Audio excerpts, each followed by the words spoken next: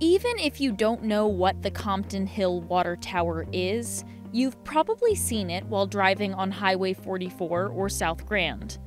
Overlooking St. Louis, the 179-foot tower has stood there since the late 1800s and was a popular attraction during the 1904 World's Fair. The Compton Hill Water Tower of 1893, designed in 1893, built 1897 to 1899, was designed by Harvey Ellis, a very noted architect of his time. And it is an absolute architectural masterpiece and engineering masterpiece of national significance and importance. John Gunther is an architect, historian, and a board member of the Water Tower Park and Preservation Society. He says the tower used to have a crucial role in our city. So there is a 6-foot diameter, 130-foot tall surge pipe within this water tower that relieves water pressure and maintains water pressure for the various residents around here. So that was very important to control that. The water tower was only in use as a standpipe for 30 years before improved technology came along. Today, it is one of only 7 historical standpipe water towers that are left in the country, 3 of which are in St. Louis. For about 20 years, the Compton Hill Water Tower was open on certain days to the public. In the year 2000, they opened it up for visitors to walk up to the top of the tower and take in dramatic views of the city, 360-degree views to take in the beauty of the surrounding neighborhood. So it's a much beloved landmark in this area here. One of the most popular times to visit the tower was on the first full moon of the month. I've been told that between, I think, 2000 and about 2015, there was as many as a total of about 18,000 people have climbed to the top. So it's very popular locally and well beyond St. Louis. But the tower closed during the pandemic, and due to deterioration, it hasn't opened back up since. The brickwork and the stonework of the exterior of the structure was deteriorating. Small bits and pieces were falling off.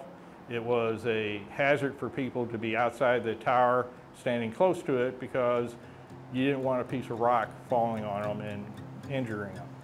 Curtis Scobie, the St. Louis City Director of Public Utilities and Water Commissioner, took us inside the tower to get a view that few have seen over the past 3 years. But Scobie says there is a plan to get the tower open to visitors again. Currently, we are in the process of hiring a consultant to take a look at the tower, the issues, and come up with a plan for restoration of it.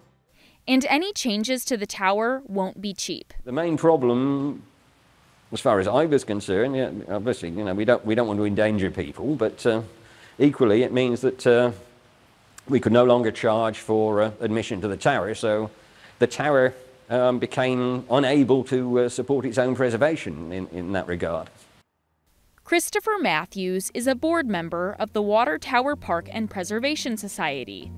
He says the society, along with the City of St. Louis Water Division and Alderwoman Daniela Velasquez, are working to find ways to fund the project. We are looking at some grant funding, but none of the grants we found are allowed to take the full funding, so obviously we still need to provide some funding ourselves, both from the Preservation Society and from the city.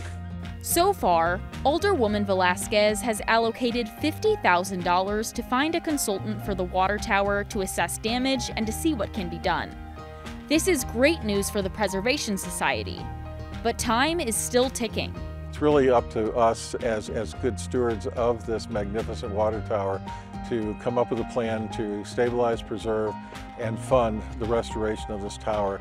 We cannot let this tower deteriorate any further. It's time to take action. The Water Tower Park and Preservation Society is currently accepting donations to help fund restoration for the monument. Curtis Scobie says it's important for St. Louis to hold on to this piece of our city's history. It's a site within the city. It's one of the few that are in the country. There still remain. Most other cities have decommission and remove similar towers that they had. So it's well worth preserving. It's just a matter of finding the resources to do it. You know, the hope is that once it's restored, people can return to coming up and seeing this view here that we have of the city and getting enjoyment of it.